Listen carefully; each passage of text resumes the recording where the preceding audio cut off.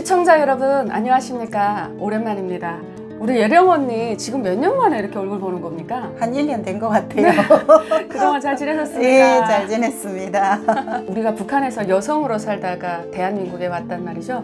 여성으로서 북한에서 존엄 있게 살지 못하고 인권 침해 당했던 이런 개인적 경험에 대한 이야기를 좀 하고자 하는데요. 우리 예령 언니 혹시 오늘 이 순간에 처음 보시는 분들이 있을 것 같아서 본인 소개 그래도 좀 다시 부탁드립니다. 네, 감사합니다. 여러분, 예령TV를 운영하고 있는 김예령입니다. 반갑습니다. 반갑습니다.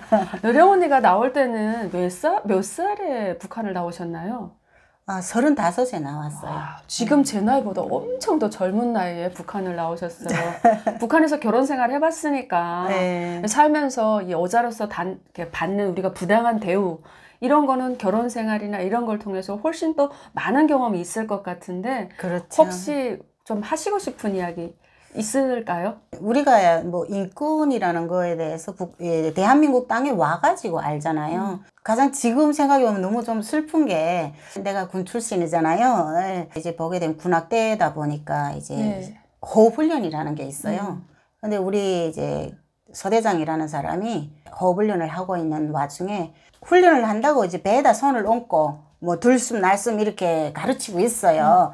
가르치고 있는데 그 사람의 손이 이제 막 문질문질 하면서 이상하게 이렇게 하는데 우리는 보기가 이제 거북한 거예요. 어디를 문지르는 거예요?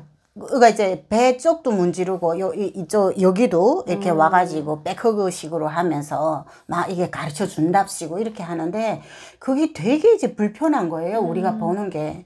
근데 문제는 이제 그걸 상관들이라고 해야 되겠나? 분대장, 부분대장은 딱 보고 안 좋은 극이라는 걸 아는 거예요. 근데 우리가 얼마나 개념이 없는지 그걸 보면서도 보기 불편할 뿐이지 저게 어떠한 나쁜 행동이다라는 그걸 인지를 못하는 거예요. 그래서 지금 내가 이제 너무 놀라웠던 게 우리 대한민국에 와가지고 저희 손녀가 있어요. 손녀애가 싫어요, 안 돼요 이런 걸 너무 확실하게 하는 거예요. 이제 말을 떼기 시작한 애가. 근데 이제 보니까 그 유치원에서 어린이들 다니는 거기에서 다 가르쳐 주더라고요. 내가 지금 회사 다니고 있는데 회사에서도 성추행, 성희롱 뭐 이런 거에 대한 교육을 굉장히 많이 시키고 있거든요. 근데 내가 이제 대한민국 땅에 와서 생각해 보니까 우리가 어려서부터나 북한 땅에 살면서 성희롱, 성폭력이라는 그 말 자체에 대해서도 모르고 살았던 것 같아요. 같이 입대한 전사인데 나이 어리잖아. 17에 군대 나갔으니까. 근데 그 아이가 이렇게 당하고 있는 것이 보기 싫다 하면서도 저게 이제 어떻게 싫다는 이걸 이제 딱 모르는 거예요. 우리 스스로가. 그리고 당하는 애 자체도 되게 불편한데 그걸 어떻게 싫다 하지 마세요 이걸 못했던 거예요. 근데 그런 게 이제 계속 지속되고 군대 내에서 이제 너무 좀 아까운 청춘이잖아요. 그 시절에 우리가 이제 보게 되면 농담으로라도 남자들이 성추행하는 그런 거는 아무렇지 않게 자행되고 있는데 뭐 야 너 정치지도는 마다라스다. 그 군대에서 공공연하게 타인에게 그렇게 얘기합니다. 네, 그렇게 하는데 우리는 그걸 그냥 이제 거부감 없이 그냥 웃으면서 같이 웃으면서 거기에 동조를 했던 거예요. 그러니까 너무나도 모르니까 개념이 없었잖아요. 근데 지금 이제 대한민국 땅에 와서 보니까 우리가 지금 처녀 시절을 그렇게 슬프게 보냈었구나. 그리고 이제 나도 성폭행, 성추행 이런 걸 엄청 많이 당했을 건데 그걸 이제 성추행이라던가 이런 걸 모르고 이렇게 지나왔던 그런 게 너무 슬프게 느껴지고 그래서 군대에서는 이제 내가 입당을 못했어요. 네. 올 때 입당 못했어요? 못했어요. 만기복무 끝나고요? 네. 근데 이제 보통 보게 되면 네. 나는 제대되면서 이제 엄청 걱정했어요. 왜냐면 6년 군 생활을 하고 입당도 못하고 집에 온다는 그 부담감 같은 게 얼마나 부담이 컸을까. 그래가지고 집에 왔는데 또 너무 다행인 게 우리 지역이 이제 연선 지역이에요. 네. 국경 연선 지역이다 보니까 내가 입당을 못했다 하니까 정치지도한테 꽤나 튕겼는가 보네? 이렇게 말하고 그 소리를 딱 듣는 순간에 이 사회가 내가 알던 그 사회가 아니구나. 옛날에는 6년 전만 하여도 내가 군대 나갈 때만 하여도 군에 갔다 온 남자나 여자나 이제 입당을 못했다. 이렇게 하게 되면 사람 취급을 안 했어요. 너무 다행스러운 거예요, 나도. 근데 이제 실제로 나도 보게 되면, 물론 이제 백과 돈이 없어가지고 그런 게 첫째지만은, 또 이제 나처럼 백이 없고 돈이 없는 그런 친구들은 이제 정말 이제 몸까지 바쳐서라도 이제 꼭 입당을 하겠다는 그런 게 이제 만연되어 있었어요. 저도 들은 게 있는데, 그러고 보니까 지하철도 운영국이 군번무가 좀 쉽잖아요. 엄청 쉽죠. 그러면 사실 입당 번트라고 하는 입당 티오가 많이 떨어지지 않아서 그러니까 입당하기가 어렵다 그러잖아요. 그리고 평양 애들이 많으니까 번트는 적게 내려오고 맞아요. 입당을 시켜야 되는데 돈도 없으니까. 네네네. 그럼 이쯤에서 이거 좀 민감한가요? 궁금한데, 군대 나가서 그 성적으로 뭔가 이렇게 희롱하거나 뭔가 주지 않으면 어떻게 하겠다라는 어떤 압박 같은 걸 상관으로부터 받아본 적은 있나요? 그게 이제 그런 게 있어요. 나는 이제 뭐 하윤 씨가 나를 상대하면서 깊이까지는 잘 모르잖아요. 근데 내가 좀 성격이 안 좋아요. 성격이 안 좋아요. 언니 저번에 그 형부랑 얘기해서 대충 들었는데 진짜요? 성격 되게 안 좋거든요. 근데 이제 대한민국 땅에 와가지고 많이 여유 있고 부드러워졌어요. 그리고 또 웃음도 많아지고. 근데 이제 내가 그 꽃다운 처녀 시절을 이제 밝게 웃으면서 내가 지금 좀 이 정도인데 아가씨 때 얼마나 예뻤을까요? 근데 그렇게 나 예쁜 애다.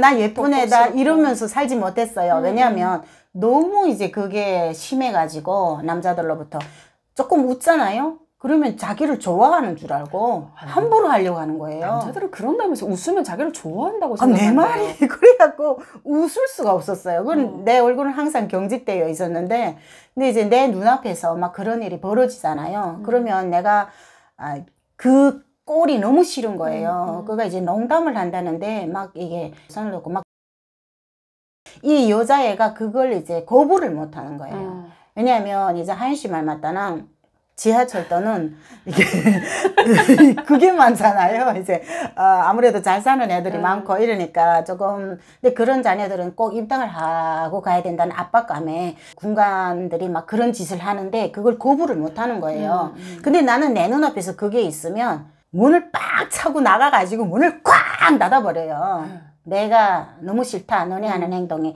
이걸로 내가 반항을 했어요. 근데 그게 지금 생각해보면 이제 내가 입당을 못하게 된 결정적인 그런 다 포함이 되는 거죠. 근데 나는 그때 그냥 내 마음에는, 어린 마음에는 우리 집이 그냥 평범한데 입당을 못했지만 내 몸이라도 깨끗하게 가야 내가 좋은 데 시집 간다. 우리 목표는 시집이잖아요. 북한에서 여자들의 목표는 좋은 데 시집을 가는 것이 목표인 거예요. 간부 마누라 되는 거죠. 그쵸. 예. 그런 식으로 제가 생각을 했다 보니까 그 내 눈앞에서 그런 게 펼쳐지는 것이 이렇게 너무 많았어요. 그걸 한마디로 말하려고 하게 되면, 그러니까 뭐 이제 전반적으로 그게 만연이 되어 있잖아요. 뭐 조금 돈이 있다던가, 권력을 가지고 있다던가, 이러면 그 여자들을 자기 놀이개로 이렇게 생각하는데, 거기에서 조금 예쁘게 생기고 이런 아이들이 조금 웃어주면, 당연하게 그 아이는 제 것이냐, 막 이렇게 노는데, 그런 것이 저는 너무 함멸스러웠어요. 근데 이게 요즘 들어와서는 좀 더 심한 것 같아요. 제 채널에 출연했던 러시아에서 왔던 그 20대 군인, 10년 마지막 하고 온 군인이 하는 얘기가 자기가 이 전담에서 글 쓰는 거 있잖아요. 무슨 정치위원회 무슨 비서 같은 거, 서기 같은 거 했다는 거예요. 정치부 서기 했는데 그냥 그 점심시간이라도 어딘가 잠깐 어디를 보낸대요. 그러면 그 정치부의 어떤 그 방에서 그 어린 누군가를 부르고 이때요. 고정적으로 그 안에서 이루어지는데 그냥 밖에서 거의 망을 봐주듯이 한다는 거야. 근데 그렇게 하면 그 그러니까 정치위원과 몸을 섞어서 좀 가까운 사람은 자기가 정치위원인 양 행세한다는 거야. 그래서 본인이 거기다 대고 네가 정치위원은 아니라고 말했는데 재수 없어요 누나라고 얘기를 하더라고요. 그러니까 워낙 옛날보다 훨씬 더 심해져가지고 눈꼴이십니다라는 이야기를 제가 들은 것 같아요. 그래가지고 나 같은 경우에는 내가 잘했잖아요. 그걸 보고서 같은데 작성해가지고 이제 막 제출을 해야 내가 어떠한 그러니까 이제 좋은 일 하기잖아요. 뭐 그걸 보고서에 제출을 해주지 않는 거예요. 저거는 그냥 있잖아 바늘로 뭐 찍어도 피가 안 날 애 이런 말 하잖아요. 그랬었거든요. 그러니까 나는 그냥 뭐 이제 무대에서 왕따였어요. 걔네가 왕따를 시키는 거예요, 나를. 근데 입당 못하고 왔다니까 솔직히 어떤 느낌인지 그림은 살짝 그려지기는 하네요. 그냥 지금도 이제 우리 회사에서랑 보게 되면 나 하게 되면 성질이 안 좋다고 말하는데 지금 제가 완전히 좋아진 게 그렇거든요. 그러니까 이제 북한에 있을 때는 말도 못했어요. 네, 그러다가 뭐 쉽게 말해서 좀 한멸스럽게 야 이건 정말 더러운 것이구나 막 이러면서 제대 됐던 거죠. 그러면 사회에 와서 보니까 네. 사회에 와서 제대군이니까 입당은 못했지만 어떤 직장에 배치는 돼야 되잖아요. 네. 거기 안에서 딱 들어가 보니까 또 여자로서 뭐 우대를 해주거나 남자하고 똑같이 대우를 해주던가요? 여자가 들어갈 수 없는 직장이 많죠. 조금 쉽게 말해서 먹으라리 있다고 해야 되겠나? 이런 데는 이제 여자가 들어가려고 하게 되면 뭐 이런 조건 저런 조건 해가지고 못 들어가는 거고 그 다음에 이제 사회적으로는 사람들이 인식이 쟤는 입당을 못 해가지고 왔는데 이제 되게 이제 까칠하고 남자들한테 쉽게 말하면 남녀관계가 확실한 애구나 이렇게 됐지만 또 정작 한 애들 입당을 못했다는 거는 또 사회적으로는 이제 어떠한 이제 대접받을 수 있는 대접을 받을 수 있는 그게 아닌 거예요. 그러니까 이제 내가 직장 들어가는 것을 아예 포기해버리고 그리고 이제 시집을 가게 되잖아요. 저는 시집을 간 이후에는 나라는 존재는 없어졌어요. 그러면 여자는 그냥 시집 가면 그 안에 가정이 어떤 부산물처럼 부속물처럼 그 안에 그냥 스며드는 거예요? 그렇죠. 그러니까 이제 저를 비롯해서 북한의 이제 모든 여성들이 당하는 그건데 그 속에서도 진짜 배짱 좋게 진짜 단호하게 난 시집 같은 거 안 가 이러는 여성들이 이제 생겨나기 시작했지만 그때만 해도 당연히 시집을 가야 되고 애 낳고 가족을 꾸려야 되는 걸로 이렇게 생각하는데 지금 대한민국에서는 이제 애 낳고 하게 되면 지금 뭐 아이 3명 낳으면 막 1억 주고 막 이런 소리도 있고 사회적으로도 엄청 그 애 낳기 좋은 이런 사회를 만들려고 대한민국이 계속 이제 업그레이드 되어 가고 있잖아요. 근데 회사 생활을 해보게 되면 아내가 애를 낳았으면 남편한테도 이제 그 양육 휴가라는 것을 줘요. 근데 북한은 그런 게 전혀 없잖아요. 애 키우는 거는 순전히 엄마 몫이니까 그 엄마들이 그 애 낳고 뭐 산후 우울증 뭐 이런 것도 알지도 못하고 혼자서 그렇게 겪어 나가야 되고 이런 것도 지금 대한민국 땅에 와서 보니까 그런 것도 다 이제 여성들의 인권을 전혀 이제 신경도 안 쓰고 인권이란 것 자체가 없는 그 사회에서밖에 있을 수 없는 일이구나 이렇게 생각이 되거든요. 시집 가서부터는 저는 저희 인생은 이제 없었다라고 생각하거든요. 그러면 시집을 가면 네. 제가 제일 처참하게 생각하는 게 아무리 작은 집이라도 대한민국은 월세 전세 같은 제도도 있고 내가 돈만 내면 나갈 수 있거든요. 분가해서. 그렇죠. 그래서 시댁에서 같이 사는 가족이 별로 없잖아요. 근데 맞아요. 제가 보니까 북한은 시아버지 가족도 있고 그 형님네가 결혼해서 가족도 있고 맞아요. 그 다음에 내가 만약 결혼하면 그 안에 들어가서 세 가족이 아이를 낳고 그 좁은 집에서 산다. 맞아요. 아니 이렇게 되면 부부간의 정이라든가 돈독하게 서로 돕고 의지하는 마음이라든가 이런 거를 어떻게 만들어 갑니까? 여자의 생활은 어떤 겁니까 도대체? 저 사실 북한에서 그렇게 살았으면 못 살 것 같거든요. 시어머니네 집에 들어가서 같이 한 방에서 같이 생활한다. 이렇게 생활하는 사람들이 북한 여성들이 많지 않습니까? 너무 많죠. 너무 많고 그냥 정말 몸을 비빌 때가 있으면 들어가서 한 곳에서 이렇게 살고 있는데 제가 너무 웃기는 게 결혼식 날이었어요. 그래서 이제 그 집이 굉장히 좁았어요. 그런 걸 이제 결혼식을 하니까 그 우방이라고 만들어 놨어요. 그러니까 이제 내가 키가 163인데 그 애 아빠가 한 168, 170 이 정도 됐어요. 그러면 우리가 누우면 딱 끝에서부터 끝까지 이제 다리를 펴게 되면 그 다음에는 더는 움직일 공간이 없이 그런 방안을 작은 방안을 막아놨는데 이게 정말 가설 건물이었어요. 그러니까 살짝 다치면 홀 무너질 수 있는. 그러니까 이제 우리가 그 방에서 뭘 하는 게 그게 다 이제 전달이 되는 거예요.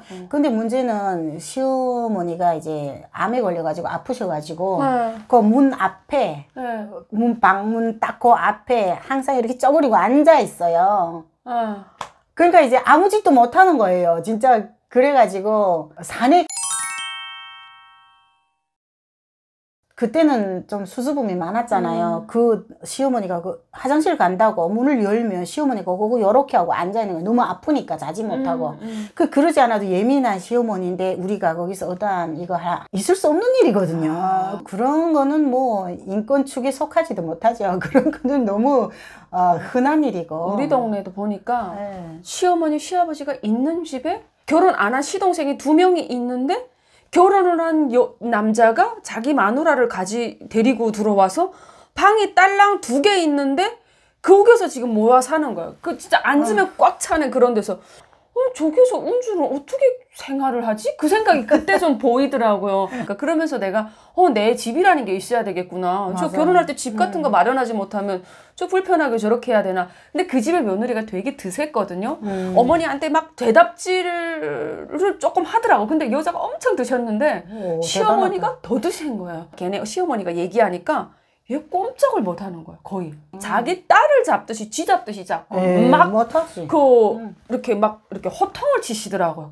손가락 까딱 안 하시는 분이. 그러니까 저렇게 하면서 어떻게 결혼 생활을 하지? 근데 그 집에서 돈 벌어오는 거는 그 며느리거든요. 며느리가 시장에 나가서 뭘 팔아가지고 온 일가족을 먹여 살리는데 시어머니는 손가락 까딱 안 하는데 며느리를 쥐 잡듯이 잡는 그 상황이 나는 사실 내 그림으로는 이해는 안 갔어요. 왜 저딴 식으로 살지? 나보다 2살 어렸거든요. 그렇게 개처럼 싸우다가도 자기 신랑 쫓아가지고 다니고 이러는 게 참 신기하기는 하더라고요.